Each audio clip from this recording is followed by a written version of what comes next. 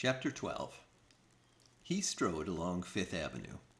If he hadn't been thinking about Gloria, he would probably have enjoyed the warmth of the early spring. Something reached the rim of his abstracted mind, but did not penetrate. It was a scream from somewhere above him. Then people were shouting all around him and backing away, gaping up. The scream from above grew louder. Its agony shocked him awake. He looked up. A man came hurtling down through the air, a window washer whose strap had broken. He was aimed so perfectly that Hale knew he couldn't escape, but he couldn't move aside. He was numb. And then a wind blew up, a sudden, fierce wind that slashed along the street without warning. Hale's hat blew off. The turning body grew larger, straight at Hale's head. Even the wind caught it, whipped out the clothes into sails. Its fall broke at an angle without stopping. It splashed 10 feet from Hale. People milled and shouted. Hale stood still. He couldn't get it through his head that he'd escaped.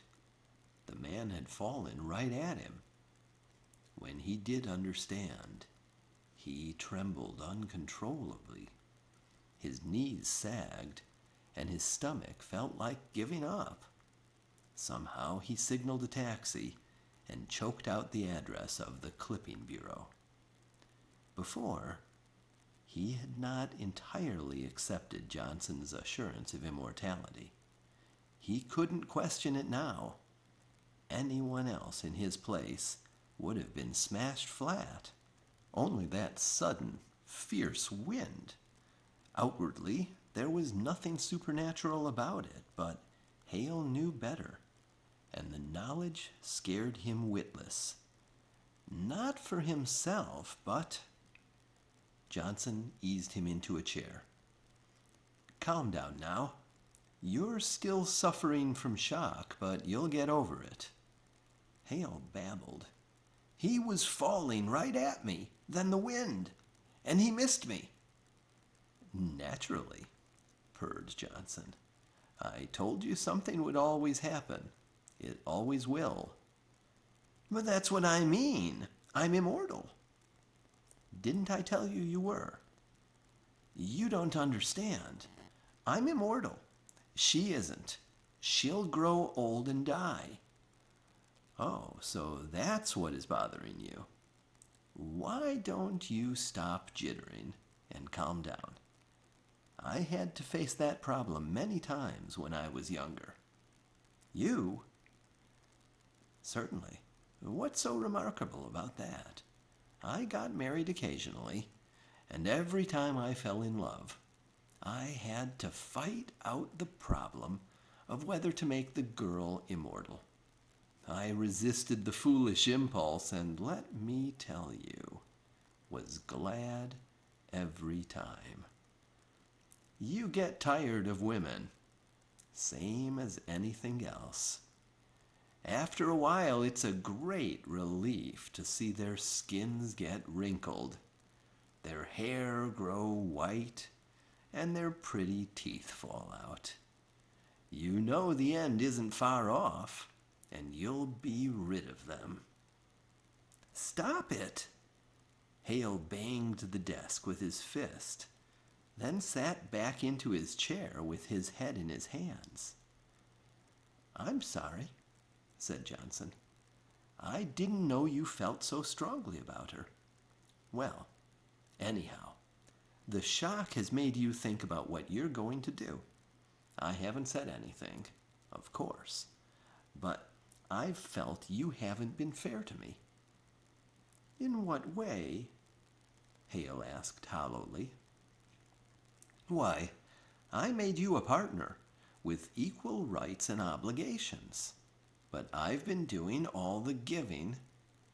Not that I'm protesting, understand. You wouldn't be worth much to me while you were mooning around, but eventually it would have to be Gloria or the business, or finding a way to reconcile them. I have to leave for Europe soon, and I thought I'd let you manage things in this hemisphere. You can, if you've gotten your personal affairs settled. So the question is, what are you going to do?" "I don't know," moaned Hale. "Come now, William, be sensible. You can give her up, or you can marry her." "I couldn't marry her." Johnson spread his white hands. "Then give her up." "I can't do that either. I love her." Johnson waddled around the desk. "Oh, for goodness sake! If you can't marry her, give her up. If you can't give her up, marry her. That's logical, isn't it? What else can you do?" "I don't know." "William, you must stop being sentimental and selfish. I think I've been as patient as anyone could be, but you do owe the business a certain amount of loyalty, you know. Don't you want to marry her?" Hale nodded. "But I'm immortal, and she isn't. She'll grow old and die." "Well, personally, I couldn't imagine a better arrangement." "I don't want her to die. I want you to make her immortal." "Me? Why should I? It isn't my problem." "You won't do it?" "I thought you wouldn't you—" "Now, wait a minute, William. You're my partner, aren't you? Which means you have equal rights and powers." "You mean I could make her immortal?" "How?" "The same way I did with you. Settle the question any way you see fit. But please do it soon.